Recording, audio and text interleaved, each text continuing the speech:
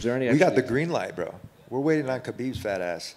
I actually called him Khabib. Did you guys hear that shit? We're waiting on Fathead's fat ass.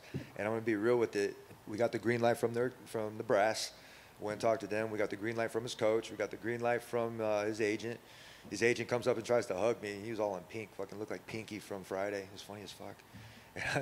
There he is, a bald head. And just, you can spot him anywhere, and he comes up and he's like, let's do this.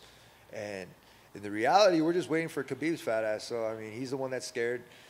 Regardless if it's a fight or not, we'll go and coach, and I'm sure we'll make it entertaining. I'm sure he'll break before the fighters are on that team. And I still got some good material that I haven't used yet, so I'm just waiting for that day. Do you think you can be the one to get him back out of retirement during this season? I am the one to get him out of retirement. That dude's not retired. When it comes down to it, when you lose somebody, you have to take some time off. You have to think and do whatever you have to do. But his father had said that the fight to make would be myself and Khabib. And before he passed away, he did say that. And Khabib has that in his mindset. I gave them 4 fights of film. The idea was to take competitions and to be able to give him film. So that way he could feel a little bit more comfortable coming inside the cage. Because I did tell him one time, I was like, when you're locked in there, nobody can help you. And you guys remember when he surrounded me and my family here at New York, which is a little bit crazy. I don't fuck around. It's the same fucking way. And the thing with Khabib, if we do fight, that's for them. This weekend is at UFC 279 against Li Jingliang. He's from China. He's a tough motherfucker, and I'm going to go in there and have my hand raised in victory. Ankle pick. Tony? Yes, sir. To you right. With you and Nate. Your other right.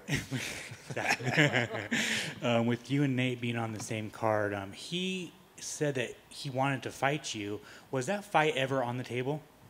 I think it was. Shit, like I said, shit happens. You kind of just don't understand where the matchmaking is. They'll say that you got to fight, and then they'll give the fight to somebody else or whatever that's going on contracts. Nate's cool.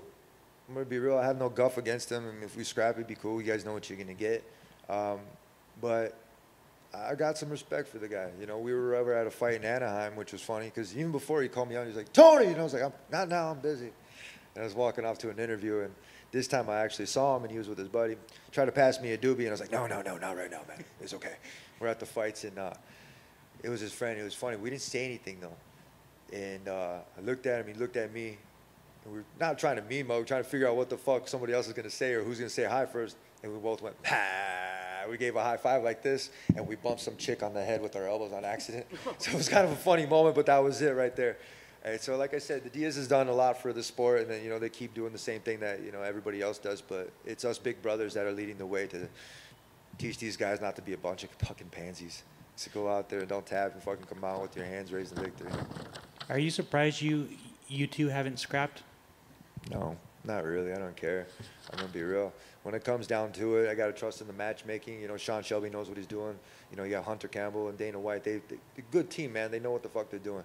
So if they're putting all the pieces together, you know when they're fucking training or they're making everybody fight through a logarithm. You know when they're doing it. I've been watching for a lot, like 10, 12 years. I've seen them go from different kinds of commercials, from Fuel TV to Spike to Fox, ESPN, now Disney. I've said that in my last interview. I've seen them all. I've seen the pay increase. I've even helped pay increase. And just being there, like, you know, like a fucking people's champ. You know, that's how I don't call myself that. But it's just, like I said, that term champ, that's never going away.